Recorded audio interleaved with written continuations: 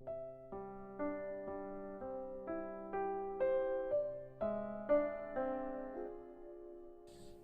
안녕하세요. 레티오 디비나 시간입니다. 이번 주 말씀은 안심하라, 두려워하지 말라라는 제목의 말씀이었습니다. 마태복음 14장에는 아주 인상적인 사건, 오병이어 사건이 등장합니다. 이 사건은 사복음서에 다 등장하는데요. 이 사건이 중요한 이유는 이 사건 이후에 예수님께서 메시아로 더욱 알려지셨기 때문입니다. 예수님은 자신을 이스라엘의 왕으로 삼으려는 사람들을 그 의도를 아시고 즉시 자리를 떠나십니다. 예수님의 이 단호한 행동은 즉시라는 표현을 통해 드러납니다. 오늘 본문 말씀에서는 세 번의 즉시라는 표현이 등장합니다. 그 첫 번째로는요, 예수께서는 사명의 방해가 되는 자리를 피해 즉시 떠나셨습니다.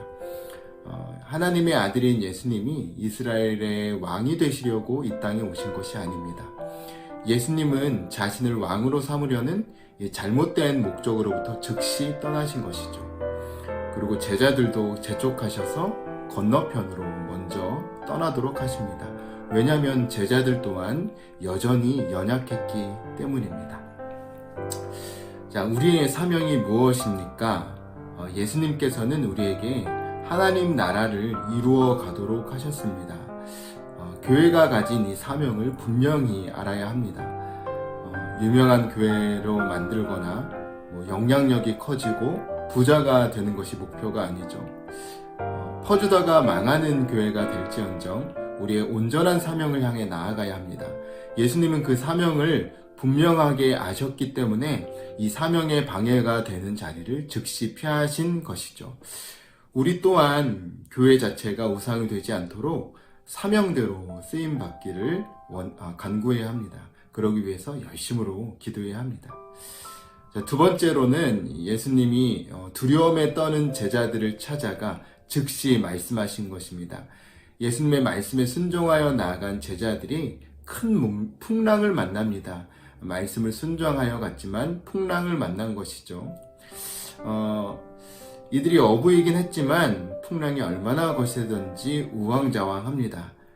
그런데 밤 사경이 되자 예수님께서 나타나셔서 그들에게 즉시 말씀하십니다. 안심하라, 두려워하지 말아라. 그러고 나서 이 모든 상황을 정리해 주시죠. 그런데 왜 예수님은 바로 이 제자들의 어려움을 해결해 주지 않으시고 밤 사경이 되어서야 나타나신 것일까요? 우리는 어려움을 가지고 주님께 나타날 때 이 장면을 기억해야 됩니다.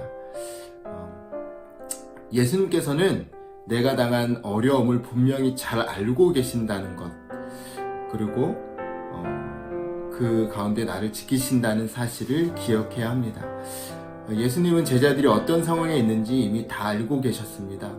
비록 내가 원하는 시간에 해결되지 않더라도 그것은 예수님이 도우시지 않는다는 것이 아닙니다. 우리는 예수께서 나의 어려움을 가장 잘 아시며 예수님이 일하시는 그 타이밍이 가장 좋은 때라는 것을 믿고 나아가야 합니다. 또한 예수께서 반드시 나를 도와주신다는 그 사실도 기억해야 합니다. 우리 인생에 반드시 어려움이 찾아오죠.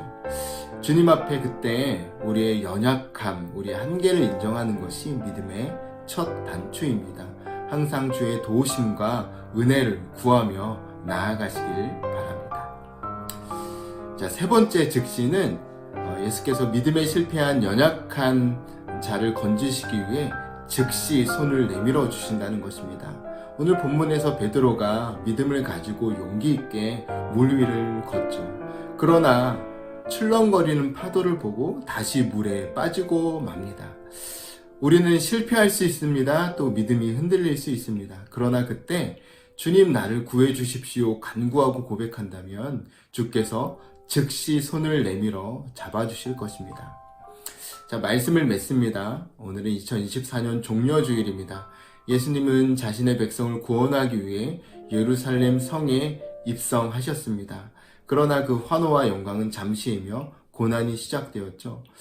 주님의 말씀대로 살아가는 우리가 오늘의 말씀을 깊이 묵상하며 우리의 사명을 기억하고 나를 도우실 주님을 의지하며 나아가시기 바랍니다. 나를 도우실 예수님을 믿음으로 의지하고 또 기도의 자리로 나아가 십자가 은혜를 묵상할 때 놀라운 은혜가 하모니 성교회 모든 성도들에게 임하실 것입니다.